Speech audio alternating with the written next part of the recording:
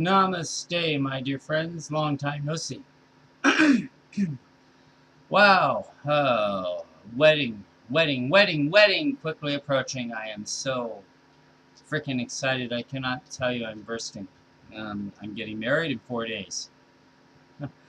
Marrying the love of my life, Hujanada Jeep, Carlos Boisselle. Very happy to say. Um, so, that's not all that's going on in life, but you know what? Right now, it's the biggest event to ever happen in my life, and I've been sharing it with everyone I can think of, and I really want to thank everyone who has had such warm wishes for us, and who has brought about their kindness, their generosity, and their words, and gifts are coming from everywhere. I mean, a $10 donation towards a honeymoon from somebody in Santa Cruz. That was beautiful, Leslie. I thank you. Uh, uh, all of our friends at the San Pedro Art Association making this a wedding to remember. You guys are amazing. We love you so much. This isn't why I even got in front of the camera today. I didn't even want to do that tonight. That wasn't why I was doing this. It wasn't to show off my new haircut that I gave myself. It was to just remind you guys that we'll call this like a gift. We'll call it the gift, okay? We'll call this video the gift, because that's what we are to each other. We're a gift. Um, you know, gifts come in many shapes, many forms, and many sizes. They come in a monetary sense. They come in the sense of a blender in some cases. I mean, a car, a smile, a hello. That's just what happens. Gift with no giver keeps coming into my mind from Daniel Nirmala Airway. Nirmala, he puts it great when he used that title for one of his books, is a gift with no giver. The gifts that we've received this week, and we're not even married yet, have been tremendous. And they've had givers, but they've come from a sense of heart and such compassion for us as people, as friends, as family, that it's been that kind of a sense where there really is no giver because it's just coming naturally. Are you following me? Have you ever done that with somebody? Have you ever gone to the extent and the extreme of wanting someone to be so happy that it made you happy, and that was the gift that you got? Happened to me yesterday at the art gallery with a very talented young lady who's actually tomorrow night at our art walk here in San Pedro, we're going to feature at our setup. Because this girl, she can't be more than 15 or 16, but she is extremely talented. And when we told her that, after looking at her work, she was in tears. And a great gift for her to hear that. A great gift for me to put a smile on that young lady's face when I called her and told her, bring all your pieces because we're going to feature you. That's the perks in being a secretary of an art association and being on a board. And I mean, just being in with such good people, you get to make people happy. And I like making people happy. I like being happy. And right now, happiness prevails, damn it, because I'm getting married. And nothing can shoot that down. Nothing that's going on with me, bad or good, I tell you. And this will be the same throughout every moment of our lives. Let's wake up to the fact that we are, what we put ourselves in, what we put ourselves through. We are those things. We are not labels of these things. I don't mean we're our cars, we're our houses, we're our mansions, if we have them. I mean, I don't mean that at all. What I mean is, you are what you are, as just a pure light of awareness and being. That's what we are. There should never really be a question as to that. I mean, if you look deep in your heart and you look deep into your soul, you will see This is what you are. You're a gift giver. You are a gift to many people. How many times has a friend of yours or a family member had something awful happen to them, and they've come to you in tears, and they've told you what's going on, and you don't know what to say, but all you can do is grab that person and hold them tight and give them a hug and just say everything's going to be okay. That's the greatest gift that anyone can receive, in my opinion, that's in that position. I got it today in a joking manner, but I still got that from somebody who I consider to be a friend.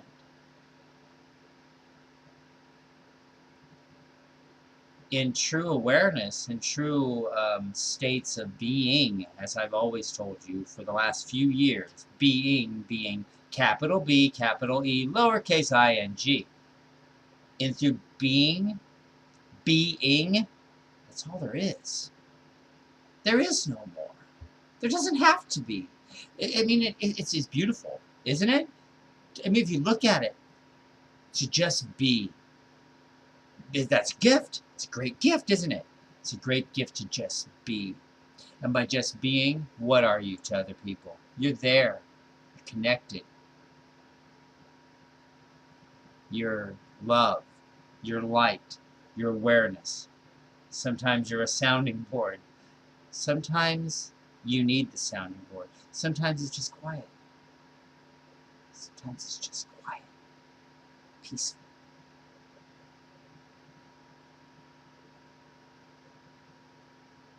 Except for the sound of the fan that's blowing, because it's hotter than hell tonight here, close to the water here in San Pedro, California. So that air is needed. But I'm telling you, over this past month and a half since we set the date for our wedding, nothing but love and beauty has been pouring out of the woodwork. From kind gestures to kind words to gifts, which is not what it's all about. I mean, and you got to be careful what you say you never will do.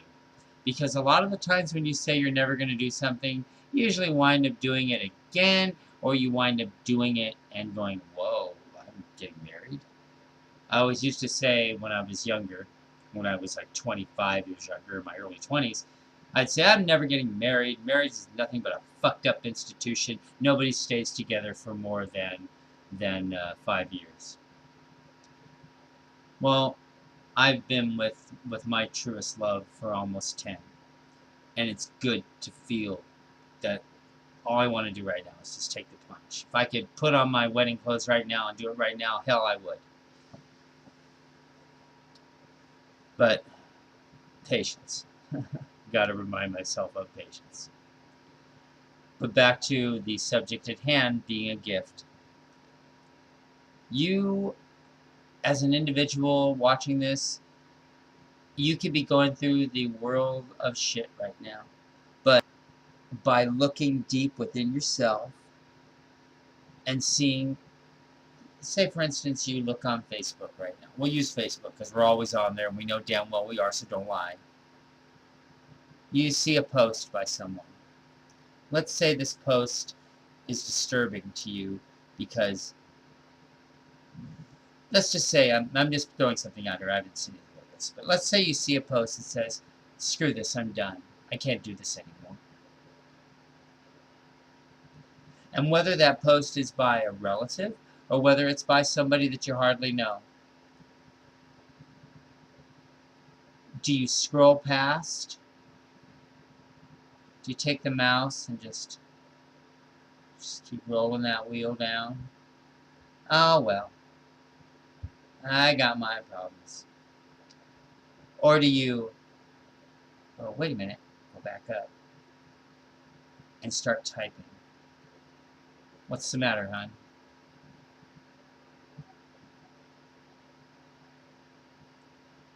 I'm sorry you hurt. Few little words.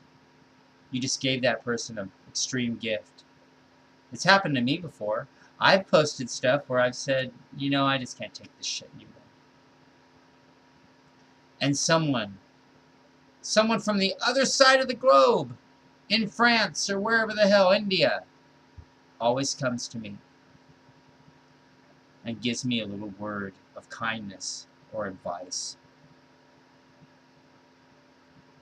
Be the gift. I've actually made videos before, told you to be the lighthouse. Because that's what you are. You are a light of true awareness, a light of true being. Especially people who are fascinated with lighthouses, that's usually what the semblance of that means in a spiritual sense, is that you are light. You're light in awareness. Your light is beaming. Don't let it dim. I've said that before. And it's the same way with being a gift and giving the gift of yourself and of your soul and of your spirit and of your love and of your heart. Same thing if you're in a nasty mood and someone says to you, hey, do you have 50 cents? I need to get some milk and I'm short. And you're like, God, asking me for money. Or does your heart dip a little bit? Go, wow.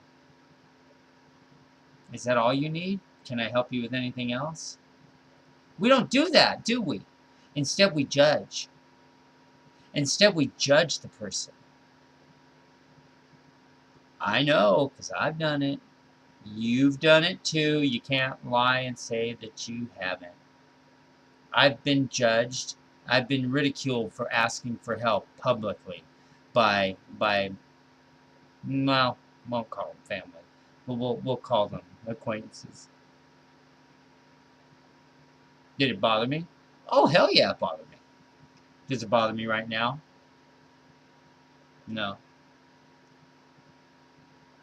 Because if I really wanted to, and I wanted to put out a cry for help and say, hey, I need help, can somebody send me some money? Chances are somebody probably would. But the way I've been labeled by certain individuals makes me look like I'm shady when I'm not. And that goes back to labeling. Why are you labeling people? Why are we labeling people? You know what I'm talking about when I'm talking about labeling. That ain't being no gift, and that ain't being no gift without a giver. That's just being an ass. Oh, you know, look at him. He's so pathetic. Label. Look at her. She's just crying for attention. She's pathetic. Label. Where'd your compassion go? Here's a good one. Somebody told me that person is only out for their own means. They're only out to collect as much money as they can from the community, from Facebook friends, and move along. They're a scam. That's the worst label of all. The internet scam. Yeah, true, they're out there, but not everybody's a scam. Not everybody's out to hurt you. Not everybody's not out to take your money. Some people genuinely need your help. And if they come to you and they say, hey, I need your help, there's a reason why they came to you. Now, if they're a scam artist, they're hitting up everybody on their damn list, then that's a reason to raise a red flag. But if you can't help somebody financially, that's fine. Nobody might be asking you for financial help. They may be asking you for emotional support. Maybe somebody's going through something and you aren't giving them a chance because you're already predetermining and prejudging what it is that they're saying before they've even said it, before they've even opened up their mouth. Now, how pathetic is that of us as individuals and humans and beings to make this happen? It doesn't happen that way. You do not treat people that way. Do unto others as you would like done unto you. We grew up with that one. Our parents taught us that. They told us that in grade school. But somehow, we grew up.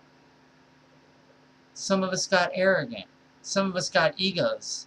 Some of us got so full of shit that we didn't even think that we were saying and doing and acting that way. We thought that we were being gifty. We thought we were giving of ourselves. But were we? No, we weren't. Because we were judging. We were judging and we were labeling while we thought we were helping out. And the same thing goes for criticizing someone's words, artwork, words that they post about something very dear to them. I mean, it's pathetic to actually think that it would be that way for a lot of people. I mean, you think that a lot of people are going to sit around and say things like, "Oh well, he's that and she's this." Bless you. Yeah, I'm just rambling on that now because it's just stupid for you to actually think and act that way. So, moral to this is, you're a gift, you're a light. Keep shining, keep giving, and stop criticizing, stop labeling, stop judging, and just start being. That being said, as always, I welcome you to your now. I wish you a very, very pleasant evening, great day, good whatever it is, wherever you are. Thank you very much for watching, and namaste.